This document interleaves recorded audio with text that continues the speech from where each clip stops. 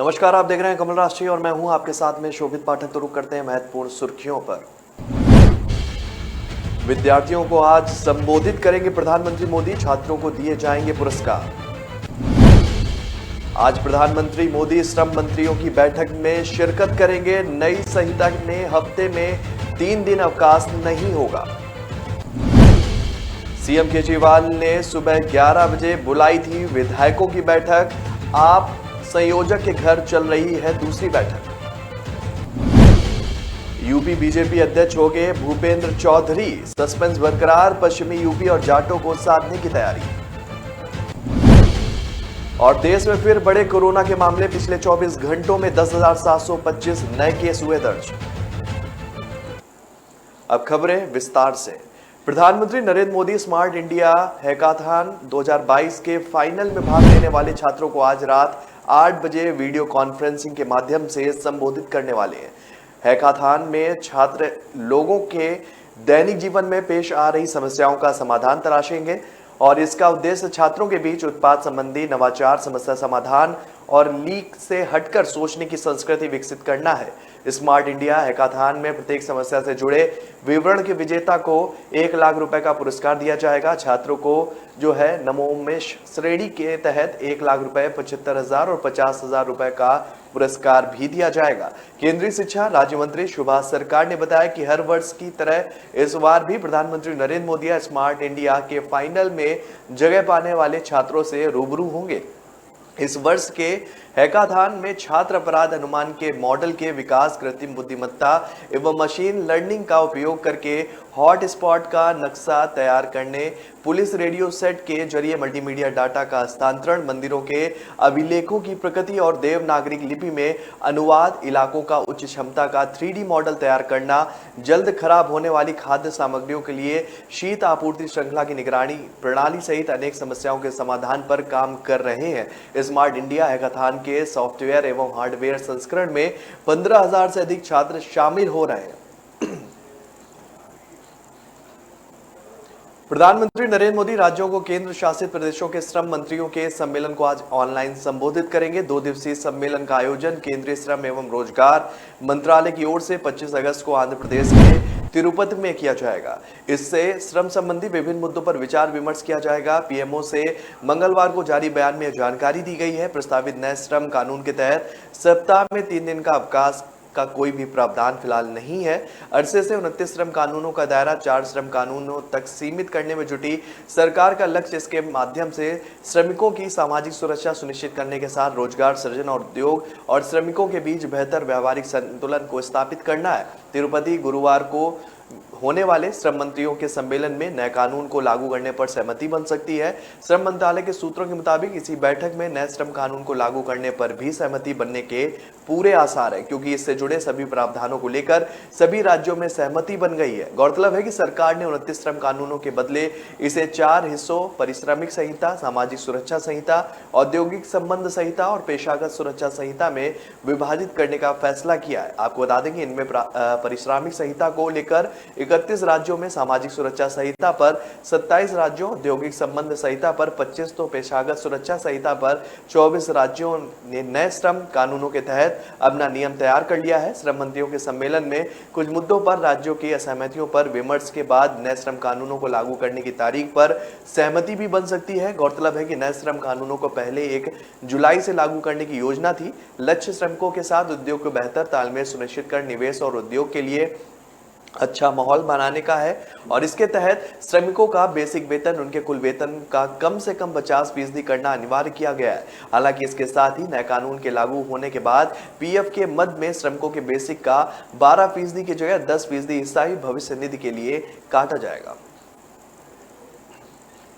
आम आदमी पार्टी ने अपने विधायकों की एक बैठक आज बुलाई थी।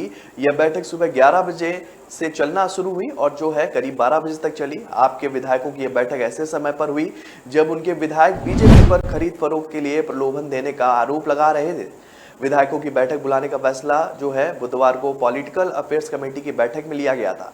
आपके 4 विधायकों ने जो है एक प्रेस कॉन्फ्रेंस में आरोप लगाया था कि बीजेपी ने उन्हें 20-20 करोड़ रुपए का ऑफर दिया है। उनका कहना था कि उन्हें कहा गया कि अगर वो बीजेपी में नहीं आए तो उनके खिलाफ भी मनीष सिसोदिया की तरह सीबीआई और ईडी के फर्जी केस किए जाएंगे। आपके राष्ट्रीय प्रवक्ता और राज्यसभा सांसद संजय सिंह का कहना था कि आपके विधायक अजय दत्त, संजीव झा, सोमनाथ भारती और कुलदीप कुमार से बीजेपी नेताओं ने संपर्क साधा था। इन आरोपों के बीच आम आदमी पार्टी ने अपने विधायकों की बैठक बुलाई है और इस बीच पार्टी सूत्रों का कहना है कि पार्टी नेतृत्व का अपने कुछ विधायकों से संपर्क नहीं हो पाया है। उसे डर सता रहा है कि बीजेपी उसके विधायकों को ना तोड़ ले। बुधवार शाम को हुई आम आदमी पार्टी की पॉलिटिकल अफेयर कमेटी की बैठक में तय किया गया कि विधायकों की बैठक बुलाई जाए। इस हालत में इस बात पर नजर रहेगी इस बैठक में आम आदमी पार्टी कितने विधायक पहुंचते हैं। इस समय दिल्ली में आम आदमी पार्टी कुल 62 विधायक हैं। सबसे पहले दिल्ली के मुख्यमंत्री मनीष सिसोदिया ने आरोप लगाया था कि बीजेपी ने उन्हें पार्टी तोड़ने पर मुख्यमंत्री बनाने और सभी मामलों को खत्म करने का ऑफर दिया है। उन्होंने एक ट्वीट में लिखा था कि मेरे पास भाजपा का संदेश आया है, आप तोड़कर भाजपा में आ जाओ, सारे सीबीआई ईडी के केस बंद करवा देंगे।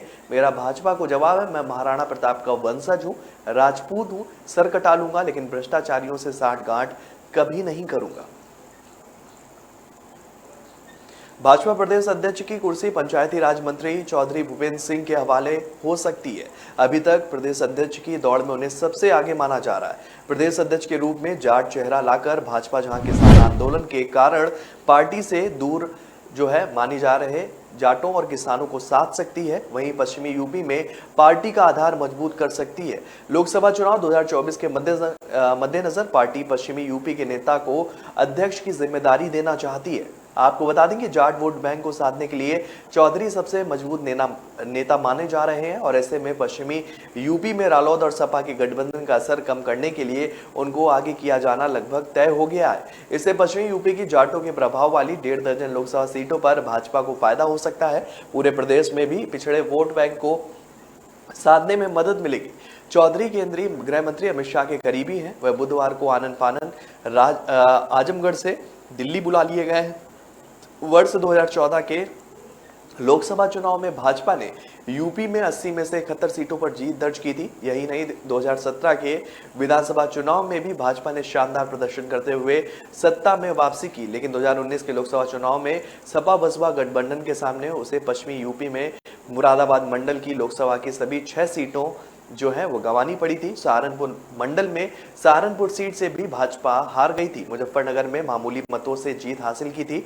मेरठ और बागपत लोकसभा सीट पर भी भाजपा की जीत का अंतर कम रहा था। वर्ष 2022 के विधानसभा चुनाव में पश्चिमी यूपी में सपा रालोद गठबंधन का प्रदर्शन बेहतर रहा। पहले की तुलना में गठबंधन की सीटें बढ़ी। जाट मतदाताओं का झुकाव सपा रालोद गठबंधन की ओर से देखने को भी मिला। ऐसे में 2024 के लोकसभा चुनाव को देखते हुए भाजपा पश्चिमी यूपी में जाट मतदाताओं को साधने की तैयारी में है और इसी सियासी दिशा में संगठन का लंबा तजुर्बा, जाट बिरादरी और राजनीतिक अनुभव प्रदेश अध्यक्ष बनने के लिए कैबिनेट मंत्री चौधरी भूपेंद्र सिंह के पक्ष में। भूपेंद्र चौधरी वर्ष 2007 से 2012 तक पश्चिमी उत्तर प्रदेश के क्षेत्रीय मंत्री रहे। वहीं 2011-18 तक लगातार 3 बार पश्चिमी यूपी के क्षेत्रीय अध्यक्ष भी रह चुके हैं।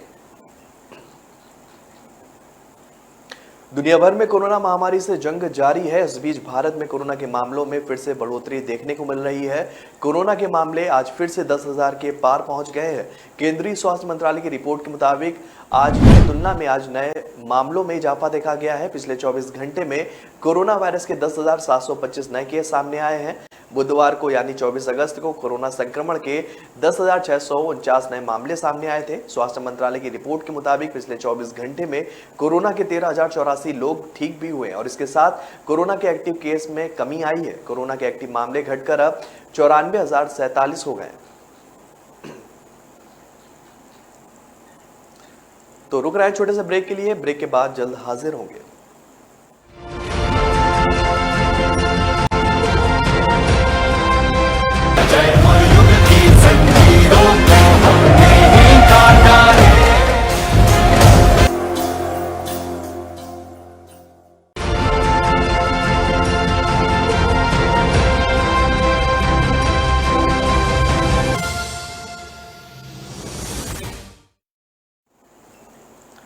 ब्रेक के बाद फिर स्वागत है आपका। रुक करते हैं आगे की खबरों पर।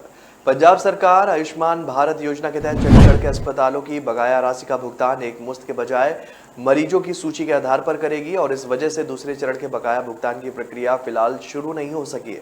पंजाब सरकार ने यूटी प्रशासन के साथ पीजीआई से पंजाब के मरीजों की सूची मांगी है ताकि एक एक मरीज के इलाज पर आए खर्च का भुगतान किया जा सके। पीजीआई व अन्य अस्पताल दूसरी किस्त की उम्मीद लगाए बैठे हैं। वहीं इस प्रक्रिया के बाद भुगतान की रफ्तार आगे बढ़ेगी और मिलने वाली राशि भी किस्तों में बढ़ जाएगी। आपको बता दें कि पीजीआई समेत यूटी प्रशासन के अस्पतालों का करोड़ों रुपए पंजाब पर बकाया होने के कारण पिछले दिनों वहां के मरीजों का इलाज बंद कर दिया गया था और इसके बाद पंजाब सरकार ने एक बार जो है 100 करोड़ रुपए जारी किए थे, जिसमें से चंडीगढ़ को भी कुछ बकाया भुगतान हुआ था।